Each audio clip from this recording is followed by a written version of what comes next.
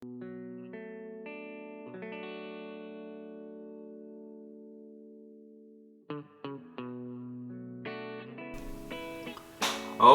so we're working on this 1986 Jaguar XJ6 dashboard. It has a burled walnut veneer on it. I've already started peeling off some of the clear coat on it.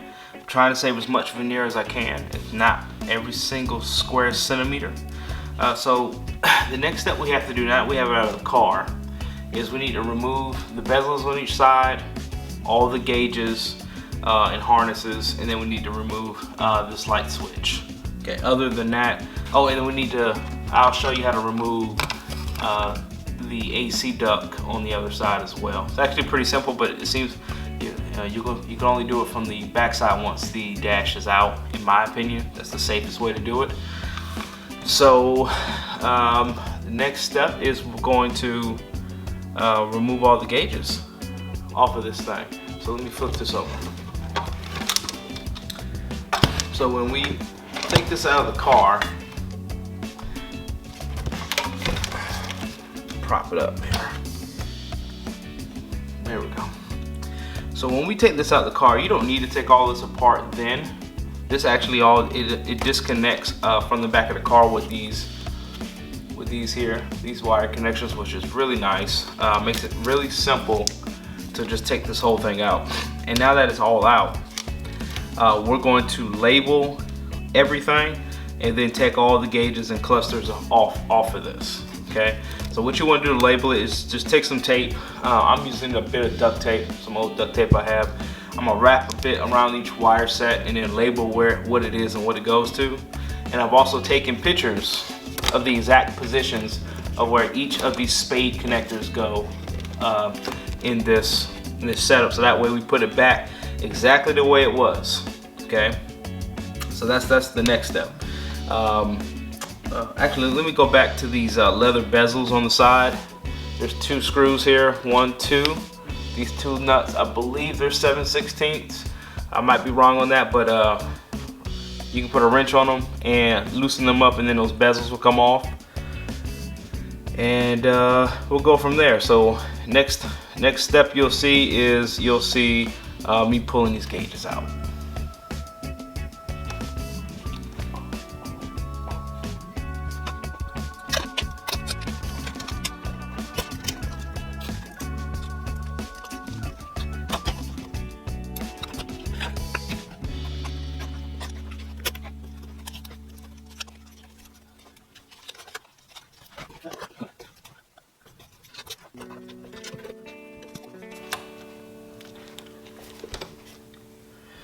Okay, so at this point, when you're trying to remove the speedometer here, speedometer, sorry. The way it happens is you just twist it, you pull it back and twist.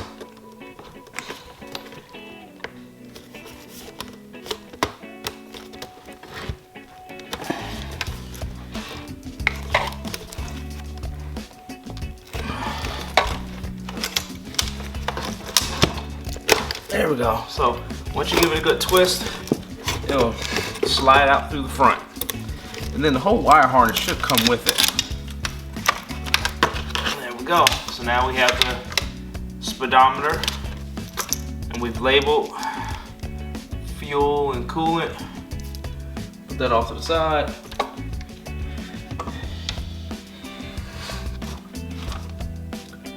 All right, now we're going to work on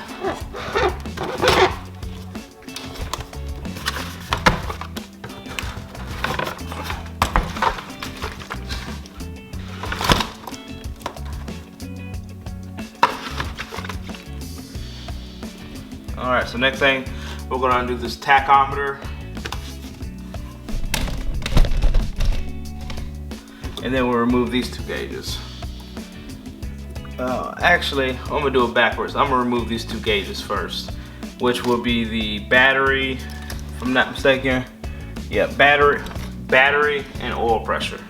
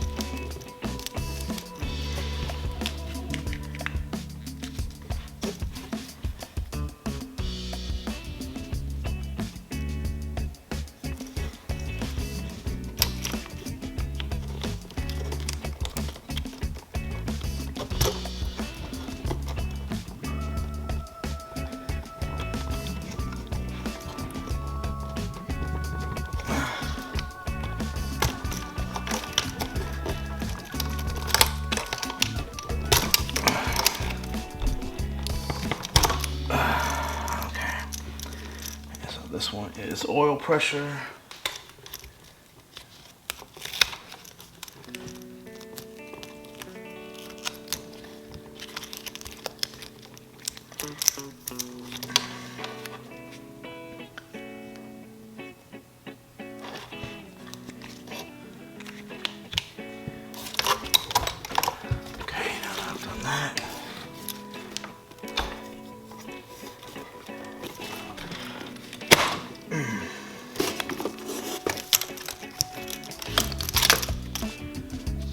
Go. We got the tachometer out. We've labeled the oil and coolant. Oil and shit. What's the other one? Battery.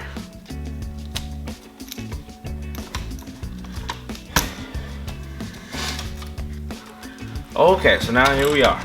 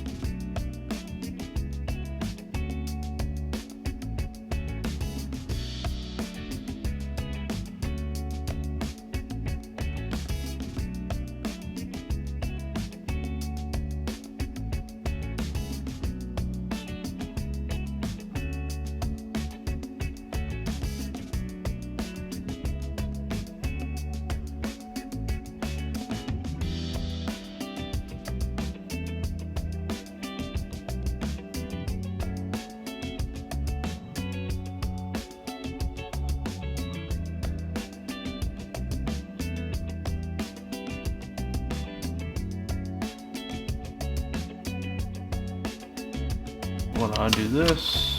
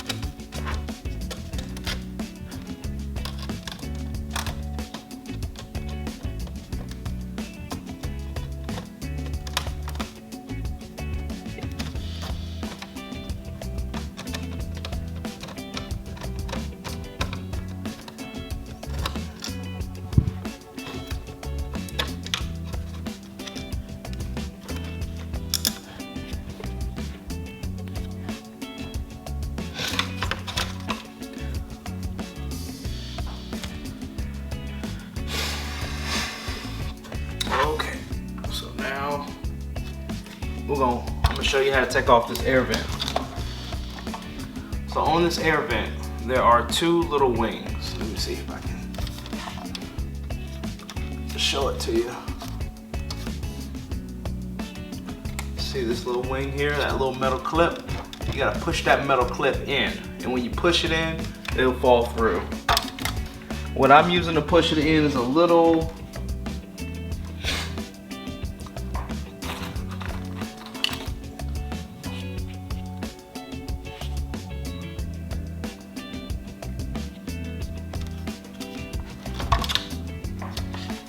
Alright, so I'm gonna push this clip in.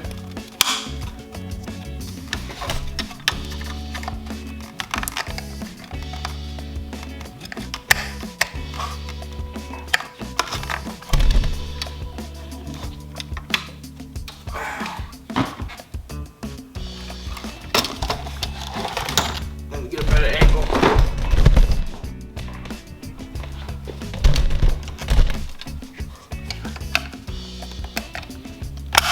There we go. So you see these little wings here, and they pop out. That's what holds the air duct in. Alright, now the next thing we're going to do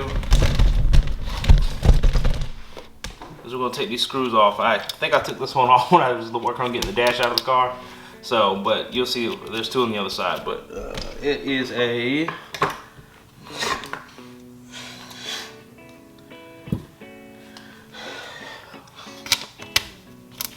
yeah, it's a 5/16.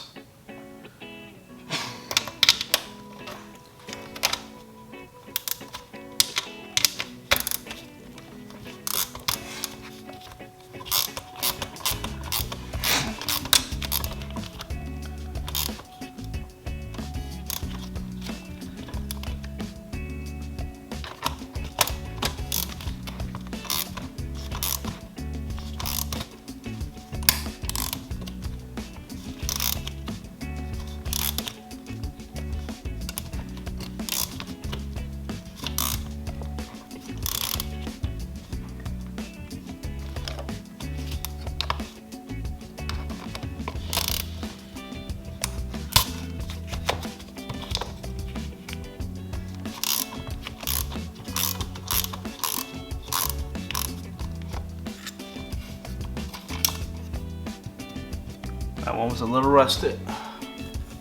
Pull that screw out.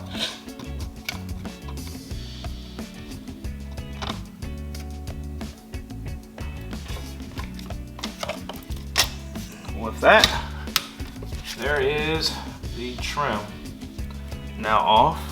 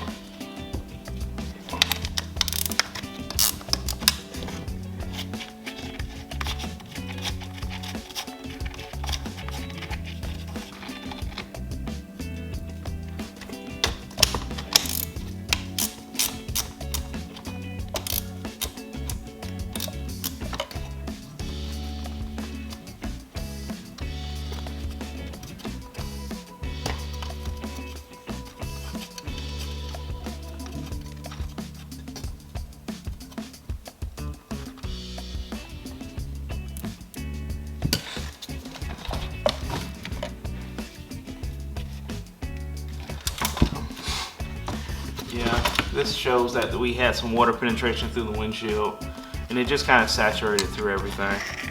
It just sat in certain spots. Not heavy amount of water, but enough. Okay, well, we're going to end up cleaning these. Look really good condition. We're gonna clean these up, make them look new again.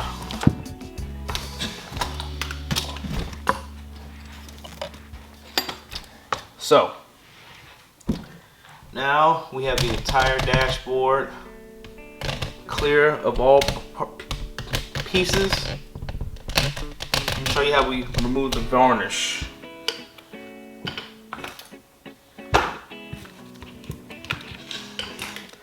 So it's a couple things you're gonna need, a few tools you can use for this. Let me set my area up. Be back in a moment. Okay, so my varnish is peeling up, and a good example of this is right here. you want to be very careful, because as you can see, this is actually a veneer glued down on about a 3/4 to an inch thick piece of plyboard. Okay. The first thing you'll notice right off the bat is if you look at the difference between the ring holes where the gauges were. Actually, this is a good example here. If you can see it on camera, down here is a nice clean wood, and then up here is a darker wood. I'm sure you can probably see that pretty well on camera. Water penetration came through right here, and water set into this wood. Now, luckily, this is really great plyboard. I mean, this is 40 years ago almost, so it didn't severely damage the wood, but there was water sitting in this wood. Now, where the water damaged it was near the top, where the sun beats in through the windshield. The veneer started to pull away from the dashboard. So we'll get to that. But so what we're trying to do now, this veneer is in really good condition still. Once we sand this down, after we take this clear coat off, we should be able to restain and then reseal this veneer down. Now, in a couple of spots, we're going to have to use a little bit of wood putty, mostly at near the top of the dashboard. But let me show you how I take the varnish off. It's a slow process. I use this tool because it's very helpful. That tool here. I also use I'd use a knife. I'm using a knife, and then lastly, I have a little pick. I'm using, and so where I can, I try to use this tool, and I just gently pry up on the varnish. And now, it's not going to work everywhere, but you got to take your time, and you got to put a little bit of pressure and then tilt up, and that's going to pull the varnish up.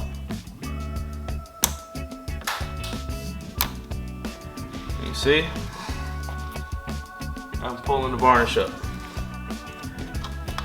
I've already started this process. I got a lot of it off already.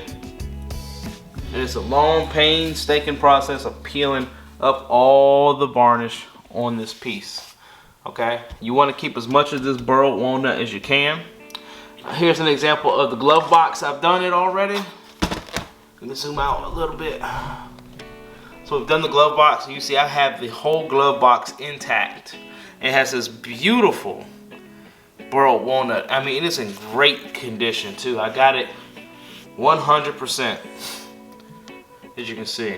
So, and this is going to be on the next video, how I'm going to take all this off, so that way I can re-stain and clear coat this glove box.